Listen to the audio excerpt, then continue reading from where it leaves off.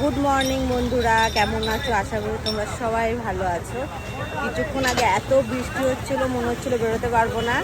তো আজকে হচ্ছে দীঘার শুরুটা সকালবেলা হচ্ছে আখের রস দিয়ে।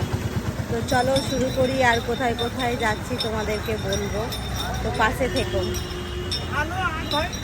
তো আমরা চলে এসেছি এখন মোহনায়, কিন্তু এমন টাইমে এসছি পুরো ফাঁকা, আর এত মাছের গন্ধ সেটা বলার নয়। দাও দেখাচ্ছি তোমাদেরকে,